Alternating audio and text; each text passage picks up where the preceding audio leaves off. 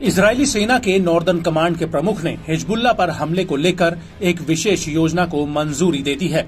वहीं प्रधानमंत्री नेतन्याहू भी कह चुके हैं कि इजराइल हिजबुल्लाह के साथ आर पार की जंग लड़ने के लिए तैयार है, क्योंकि हिजबुल्लाह लगातार उत्तरी इजराइल पर हमले कर रहा है, जिसमें आईडीएफ को जानमाल से लेकर हथियारों का भारी नुकसान हुआ है। यहां तक कि उत्तरी इजराइल बॉर्डर पर रहने वाले लोग भी अब इस इलाके में दोबारा वापस नहीं आना चाहते हैं।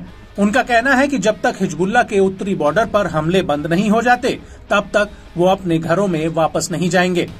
लेकिन हिजबुल्लाह पर आर पार की लड़ाई को लेकर अमेरिकी राष्ट्रपति जो बाइडेन शुरुआत से ही इजराइल को चेतावनी दे रहे हैं कि वो लेबनान के साथ पूर्ण युद्ध से दूर ही रहे, क्योंकि हाल ही में अमेरिका के एक थिंक टैंक की रिपोर्ट में पता चला था कि हिजबुल्लाह के पास मिसाइलों, रॉकेट्स और गोला बारूद का अथाह जखीरा है, जिससे वो एक दिन में इजराइल पर लगातार 3000 मिसाइलें फायर कर सकता है। यहाँ तक कि वो एक महीने तक ऐसे हमले बिना रुके कर सकता है और ऐसे हालातों में इजराइल का एयर डिफेंस सिस्टम आयरन डोम धराशायी हो जाएगा। लेकिन इसके बावजूद इजराइल लेबनान के साथ सीधी जंग की बात कर रहा है। लेकिन अब एक बार फिर फाइनेंशियल टाइम्स की एक खबर के अनुसार अमेरिका ने इजराइल को चेतावनी दी है कि हिजबुल्लाह के साथ सीधी जंग में आईडीएफ सीमित रूप से अपने आप को बचा पाएगी।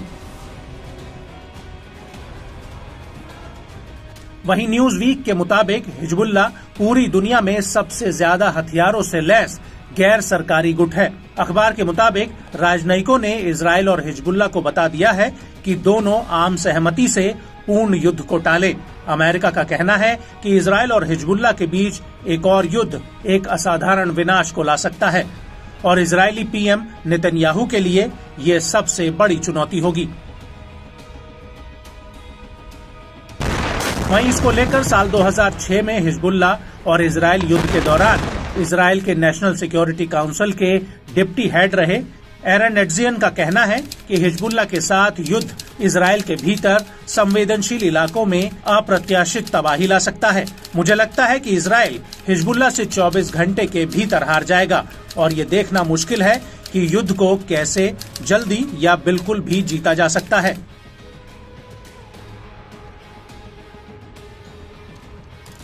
एरन ने आगे कहा कि मेरे नजरिए से मुझे लगता है कि युद्ध में जाने से इजराइल पहले 24 घंटों में हार जाएगा।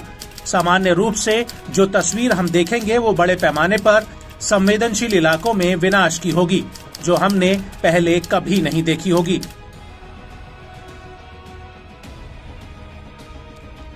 वहीं हिजबुल्लाह कितना ताकतवर है, इस बात का अंदाजा इजरायली सेना को भी है। आईडीएफ के अधिकारियों के मुताबिक हिजबुल्लाह के पास करीब 2 लाख रॉकेट्स, मोटर, ड्रोन, हवा से हवा में वार करने वाली मिसाइलें, एंटी टैंक मिसाइलें, सटीकता से हमला करने वाली गाइडेड बम और अन्य हथियार हैं।